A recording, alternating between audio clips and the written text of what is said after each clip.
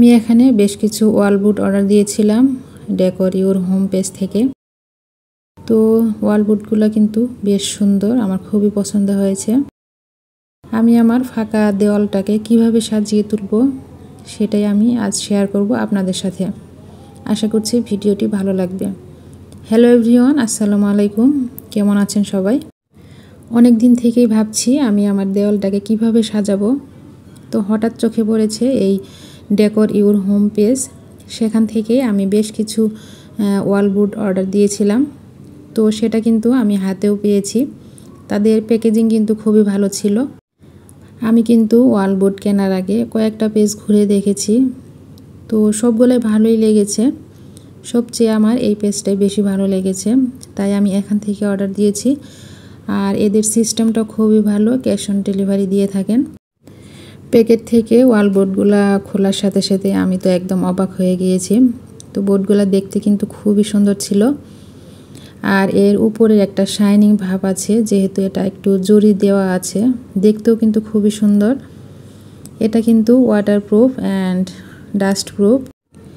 প্রথমে আমি এখানে 18 পিস নিয়েছিলাম, পরে আমার কাছে বেশ ভালো লেগেছে, আবারও আমি অর্ডার দিয়েছিলাম। তো এখানে কিছু আমি কিচেনের জন্য নিয়েছি, আর আমি বেডরুমে কিছু লাগাবো। এরপর আমি আমার বাচ্চাদেরও কিছু ছবি দিয়ে তাদের কাছে কাস্টমাইজ করে নিয়েছি।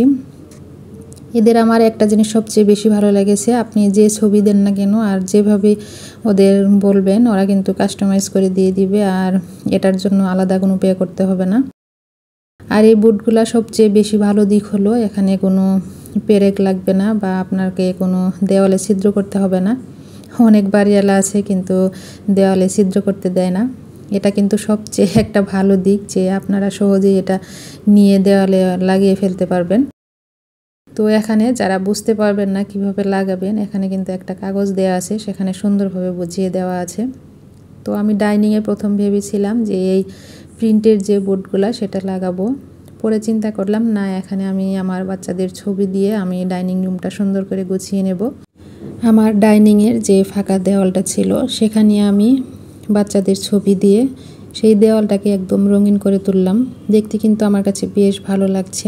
আপনাদের কাছে কেমন লেগেছে অবশ্যই কিন্তু কমেন্টে একটু জানাবেন। অনেকেই কিন্তু আবার ভাবতে পারেন যে কিচেনের জন্য নিব, সেখানে তো তেল চিটচিটে ভাব থাকে, তো বোর্ডগুলো নষ্ট হয়ে যেতে পারে। এটা কিন্তু একদম ঠিক না। এই বোর্ডগুলো কিন্তু ডাস্ট প্রুফ, আপনারা চোখ বন্ধ করে নিতে পারেন। এটা কিন্তু তেল চিটচিটে ভাব সহজে উঠে যাবে, আর সহজে পরিষ্কার করতে পারবেন, নষ্ট হবে না। এই তো, সবাই ভালো থাকবেন, সুস্থ থাকবেন। এই ছিল আমার আজকের ভিডিও। নেক্সট ভিডিওতে আবার দেখা হবে। আসসালামু আলাইকুম, আল্লাহ হাফেজ।